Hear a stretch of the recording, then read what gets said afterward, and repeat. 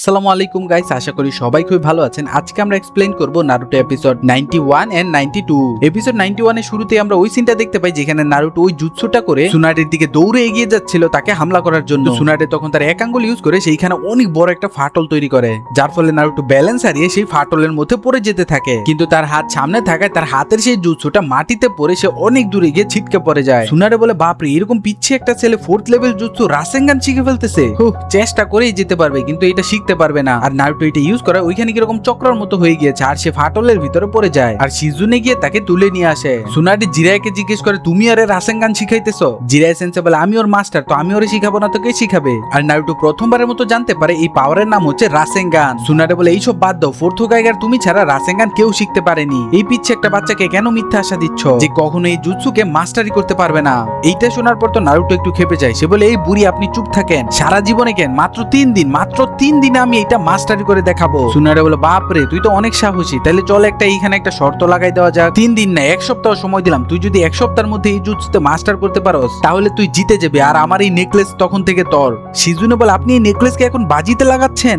Naruto বলে, হইছে, থাক, কোনো নেকলেস নুকলেস লাগালো লাগবে না, এমনি তো আমার এইসব নেকলেস টেকনেস পছন্দ না। জিরাই সেন্সে বলে, গাধা কোথাকার, তুমি জানো এই নেকলেসের প্রাইস কত? এইটা 1st হোকাগের নেকলেস, এইটা যদি তুমি বিক্রি করো তাহলে পাহাড় সমান স্বর্ণ মুদ্রা পাইবা। নারুটো বলে, কি, এই নেকলেসের এত দাম? তাইলে ঠিক আছে, আমি আপনার এই শর্তের মধ্যে একবারে রাজি আছি। সুনাডে বলে, আচ্ছা ঠিক আছে, আর যদি তুমি এই শর্তে হাইরা যাও তাহলে তোমার মানি ব্যাগের সব টাকা আমার। নারুটো বলে, কি, হাই হাই, আমার মানি ব্যাগ কই গেল? আমার মানি ব্যাগ ওইখানে কেন?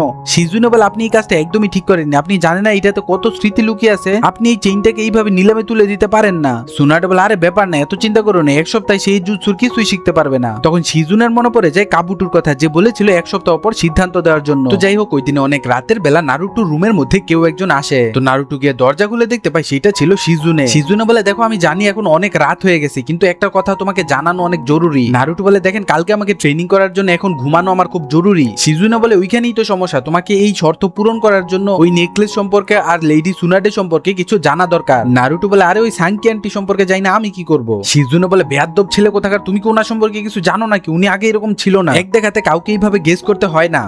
সরি, কিছু মনে করো না, আমি একটু রাগে গেছিলাম। দেখো, কিছু মনে করো না, লেডি সুনাডে আগে খুবই নরম মনের মানুষ ছিল এবং খুবই ভালো মানুষ ছিল, কিন্তু ওই ঘটনাগুলোর পরে উনি এরকম হয়ে যায়। ওনার স্বপ্ন, ওনার আশা আকাঙ্ক্ষা সবকিছু শেষ হয়ে যায় শুধুমাত্র ওই হারটা আর ওনার কিছু কাহিনী বাদে। বুঝার একটু চেষ্টা করো, ওনার এই হারটা ওনার জীবনের থেকেও বেশি মূল্যবান। ওইদিকে লেডি সুনাডে তখন একটা গেটের উপরে বসে আছে। তখন সে বসে বসে এগুলো চিন্তা করতেছিল আর সাথে সাথে ওই হারটা তার হাতের মধ্যে নেয় আর চলে যায় ওই হার সম্পর্কিত আর তার ফ্যামিলি সম্পর্কিত অতীতের কাহিনীতে। একদিন তার ছোট ভাই নাওয়াকির জন্মদিনে সে একটা গিফট দেয়। নাওয়াকি বলে, দেখো, আমি এখন অনেক বড় হয়ে গেছি, যে গিফট মিফটের আমার আর এখন আর ইচ্ছা নাই। সুনাডে বলে, কিন্তু আমার কাছে তো তুমি এখনো বাচ্চা, যাই হোক তুমি বক্সটা খুলে তো দেখো। তখন সে বক্সটা খুলে দেখতে পায় সেইটা তার দাদাজি 1st হোকাগের হার, যেটা পেয়ে সে ভীষণ খুশি হয়ে যায়, কারণ এইটা সে অনেক আগে থেকে পাওয়ার ইচ্ছা ছিল। সেইটা গলায় পরে বলে, আমিও এখন থেকে দাদাজির মতো খেয়াল রাখবো, দাদাজির মতো শক্তিশালী হব, দাদাজির মতো এই গ্রামের প্রত্যেকটা মানুষের খেয়াল রাখবো, আমি হব নেক্সট হোকাগে। আর তখন ওইদিকে চলতেছিল 3rd গ্রেট নিনজা ওয়ার, যেখানে অনেক নিনজারা মারা যাচ্ছিল। ওই দিন তার ভাইও মারা যায়। লেডি সুনাডে যখন তাকে দেখতে যায় তখন জিরায় তাকে আটকে দেয়। সে বলে, দেখো, তুমি ওইদিকে না যাওয়াই ভালো, কারণ তার বডির অবস্থা এতটাই বাজে, তুমি দেখলে সেইখানে অজ্ঞান হয়ে যেতে পারো। অরুচিমারু বলে যে, না গিয়ে বা লাভ কি, যা হওয়ার তা তো হইছেই। আর সে নিজের কাছে সব দায়িত্ব নিয়ে নিয়েছিল। এই নেকলেসটা পাওয়ার পরে সে এইরকম হয়ে যায় আর তার এই অবস্থা ঘটে। তো যাই হোক, তারপর নাওকিকে কবর দিয়ে সেই মেডিকেল নিনজা সম্পর্কে ভাবতে থাকে। এর 1 বছর পর শিনোবিদের বৈঠকের মধ্যে সুনাডে বলে, আমাদের প্রত্যেকটা নিনজা স্কোয়াডে একটা করে মেডিকেল নিনজা থাকা প্রয়োজন, তাহলে যুদ্ধের ময়দানে যাওয়ার পরেও আমাদের শিনোবিদের বাঁচার সম্ভাবনা থাকবে। তাই যত তাড়াতাড়ি সম্ভব মেডিকেল নিনজা করার জন্য একটা স্কুল গঠন করা উচিত। লেডি সুনাডের এরকম প্রস্তাবে 3rd হোকাগে আর একটা ছেলে সাই দেয়। তারা বলে যে, হ্যাঁ, সুনাডের ধারণা ঠিক, এরকম করলে আমরা অনেক নিনজাদেরকে বাঁচিয়ে নিয়ে আসতে পারবো। বৈঠক শেষে সুনাডে ওই নিনজাটার পিছে পিছে যায় আর সুনাডের সাথে সম্মতি দেওয়ার জন্য ওই ছেলেটাকে ধন্যবাদ জানায়। তো যাই হোক, এইভাবে করে তাদের মধ্যে বন্ধুত্ব তৈরি হয়ে যায়। একদিন সেও বলে তারও ইচ্ছা হচ্ছে হোকাগে হওয়ার জন্য আর এই গ্রামের সবাইকে রক্ষা করার দায়িত্ব নেওয়ার জন্য।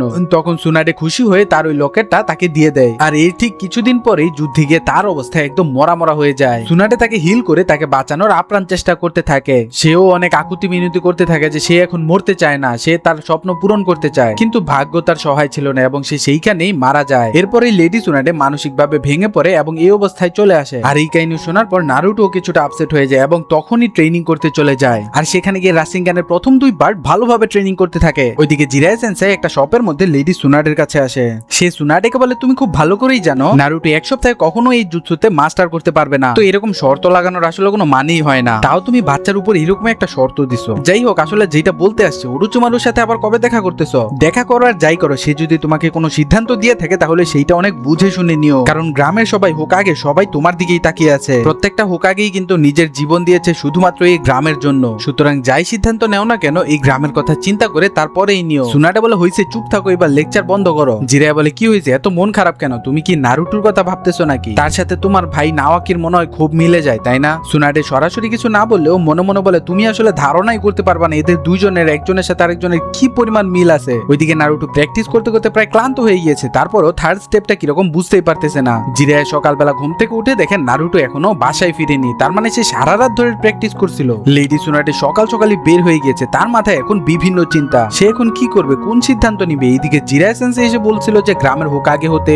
ওইদিকে ওরোচিমারু বলছিল তার হাত ঠিক করলে সে তার ভাইকে ফেরত দিবে এবং সাথে সাথে গ্রামকেও ধ্বংস করে ফেলবে। তার মাথায় সবগুলো মানুষের প্রত্যেকটা কথাই ভেসে আসতেছিল, কে কি বলছে, এখানে শিজুনি কি বলছিল, তারপরে হচ্ছে জিরায়া সেন্সেই কি বলছিল, সবগুলো কথা, তার সাথে তার ভাইয়ের কথা, ওই ডেনের কথা, নেকলেসের কথা, সবগুলো কথাই সে মনে করতেছিল। সে চিন্তা করতে থাকে সে যদি ওরোচিমারুর অফার মানা করে দেয় তাহলে তার ভাই এবং তার ডেনকে খুঁজে পাবে না, কিন্তু যদি ওরোচিমারুর কথা মানে তাহলে পুরো গ্রামকে হারাতে হবে। এগুলো ভাবতে ভাবতে কখন সম্পূর্ণ দিন পার হয়ে গেল সে বুঝতেই পারেনি। আর এইখানেই শেষ হয়ে যায় নারুটো এপিসোড 91। এরপরেই শুরু হয়ে যায় নারুটো এপিসোড 92, যেখানে শুরুতেই দেখানো হয় নারুটো তার সবটা দিয়ে রাসেনগান প্র্যাকটিস করতেছে, কিন্তু তারপরেও সে কোনোভাবেই এটা মাস্টারি করতে পারতেছে না। ওইদিকে লুকিয়ে লুকিয়ে লেডি সোনারে নারুটো প্র্যাকটিস দেখছিল। তারপর সে আবারও জুয়ার আসরে চলে যায় জুয়া খেলার জন্য।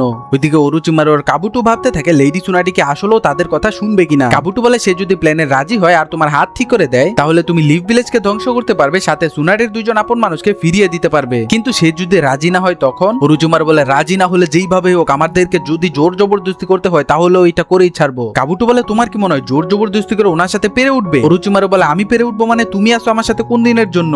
আর এমনিতেও সুনারের সম্পর্কে আমার থেকে বেশি আর কেউ জানতে পারে না, সুতরাং আমার কথায় রাজি না হয়ে সে কোনোভাবেই পারবে না। ওইদিকে নারুটো রাসেনগান প্র্যাকটিস করতে করতে গাছের অবস্থা পুরো কেরোসিন বানায় ফেলছে। এরপরও সে ফাইনাল স্টেপ এখনো কমপ্লিট করতে পারতেছে না। তারপর সে তার হাতের মধ্যে আবারও রাসেনগান নিয়ে আসে। এরপর এটা যখন আবারও গাছের মধ্যে মারে সে সেম রেজাল্টই পায়। তার এই চাকরাটা ফুল রাসেনগানের মতো হচ্ছে না। ওইদিকে জিরাই একটা হোটেল রুম থেকে তার রিসার্চ কমপ্লিট করে আসে। কোন ধরনের রিসার্চ সেটা তো বুঝতেই পারতেছে।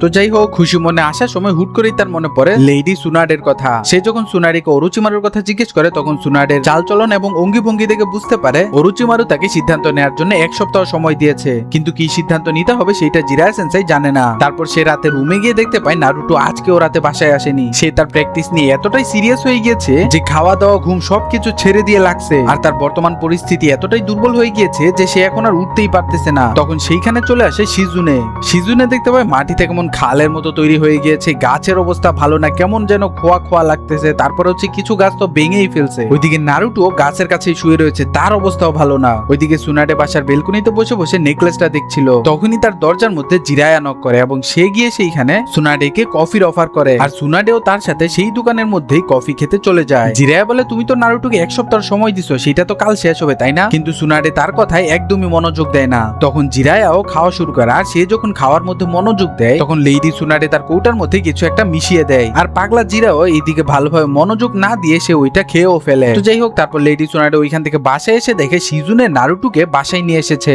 আর নারুটো এখনো সেন্সলেস হয়ে পড়ে রয়েছে। সুনাডে বলে সে অত্যাধিক চাকরা ইউজের ফলে বেহুশ হয়ে গিয়েছে, আর চাকরার অত্যাধিক এনার্জির কারণে তার হাত জ্বলে গিয়েছে। তার সেন্স ফিরতে ফিরতে 1 বছরও লেগে যেতে পারে। শিজুনে বলে, আচ্ছা সেইটা বাদ দেন, আপনি আগে এইটা বলেন, কালকে যে ওরোচিমারুর কথা বলছে আপনি কি সেখানে যাবেন? প্লিজ লেডি সুনাডে আপনি বলেন যে আপনি সেইখানে যাবেন না, প্লিজ বলেন। দেখেন আমি কিন্তু আপনাকে বলতেছি, আমার কথার উত্তর দেন। সুনাডে বলে, কেন উত্তর না দিলে তুমি কি করবা? শিজুনে বলে, আপনি যদি যেতে চান তাহলে আমি আপনাকে থামাবো। সুনাডে বলে, তুমি কি ভুলে যাচ্ছ তুমি কার সাথে কথা বলতেছো? তারপর সুনাডে শিজুনেকে কিছু একটা করে সেইখানেই অবশ করে দেয়, আর নারুটো আর শিজুনেকে এইখানে রেখেই সে চলে যায়। এদিকে তারা দুইজনেই অজ্ঞান হয়ে পড়ে থাকে। ওইদিকে জিরায়া সেন্সেও সেই দোকানের মধ্যেই সেন্সলেস অবস্থায় ছিল। দোকানদার যখন তাকে জাগাতে যায় তখন সে পড়ে যায়। ওইদিকে ওরোচিমারু আর কাবুটো সুনাডের দিকে রওনা দিয়ে দেয়। ওরোচিমারু বলে, আমি চাই না আমাদের এই ডিলের মধ্যে কেউ বা হাত ঢুকা। কাবুটো বলে আপনি কার কথা বলতেছেন? তখন ওরোচিমারু বলে সুনাডের অ্যাসিস্ট্যান্ট শিজুনের কথা, সে আমাদের কাজে বাধা দিতে পারে, তাই তুমি এক কাজ করো, তুমি যে ওরে আগেই মাইরা দাও। তখন কাবুটো চলে যায় সেই শিজুনেকে মারার জন্য। ওইদিকে নারুটো শিজুনেকে ডেকে তোলে। শিজুনে অবাক হয়ে যায়, নারুটো তুমি সুস্থ হয়ে গেছো? আজকে কয় তারিখ, কি বার? নারুটো বলে কেন, আজকে তো সোমবার সকালবেলা। শিজুনে বলে এইটা কিভাবে সম্ভব? তার বডির যা কন্ডিশন ছিল অন্তত পক্ষে 2 দিন তো অজ্ঞান হয়ে থাকার কথা ছিল।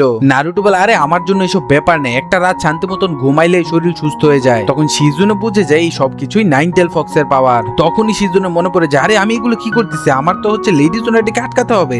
তখন সে তাড়াতাড়ি করে জানালার দিকে যেতে নিলে কেউ একজন কুনাই ছুঁড়ে মারে, আর সেইটা ছিল জিরায়া সেন্সেই। সে বলে সুনাডে আমাকে অজ্ঞান হওয়ার ওষুধ খাইয়ে দিয়েছিল। তারপর শিজুনে এখানে জিরায়া সেন্সেইকে পানি খাওয়ায়, যার ফলে সে আগের থেকে কিছুটা সুস্থ হয়ে গিয়েছিল। ওইদিকে তাদের এখানে চলে আসে কাবুটো। কাবুটো বলে কল্পনাও করিনি মাউন্টেন সেজ জিরায়া এখানে থাকবে, এইটা সামাল দেওয়া আমার পক্ষে অসম্ভব, তোমার নেক্সট পদক্ষেপ বুঝে শুনে নিতে হবে। তখন জিরায়া সেন্সেই বলে শিজুনে অনেক হয়েছে, এবার বলে দাও তোমার মালিক আর ওরোচিমার মধ্যে কি কথা হয়েছিল। তখন শিজুনে বলে অনেক লুকিয়ে রাখছি, আর না চলেন আমাদেরকে এখনই যাইতে হবে, সুনাডেকে থামাতে হবে, বাকি কথা আমি রাস্তায় বলবো। ওইদিকে এতক্ষণে ওরোচিমারু সেইখানে চলে যায়। যাওয়ার সময় জিরায়া বলে পরিস্থিতি যেমন ভাবছিলাম এর থেকে বেশি খারাপ, আমার কিছু করার নেই সুনাডে, যদি পরিস্থিতি এমন হয় তোমাকে আমার মেরে ফেলতে হবে। ওইদিকে সুনাডে বলে ওরোচিমারু আমি তোমার হাত ঠিক করে দিব, তবে এই হাত আমার ভিলেজ থেকে দূরে রাখতে হবে। ওরোচিমারু রাজি হয়ে যায়, বলে আচ্ছা যাও ঠিক আছে। তারপর তারা দুজন কাছাকাছি চলে আসতে থাকে। শিজুনে বলে আমাদেরকে তাড়াতাড়ি পৌঁছতে হবে, যদি একবার ওরোচিমারু হাত ঠিক হয়ে যায় সে তাড়াতাড়ি করে গ্রাম ধ্বংস করার জন্য চলে যাবে। জিরায়া সেন্সেই বলে আমরা যদি তাকে না আটকাই তাহলে সে আরো বেশি ধ্বংস করার চেষ্টা করবে। ওইদিকে কাবুটো চলে যায় সুনাডে আর ওরোচিমারুর ওইখানে।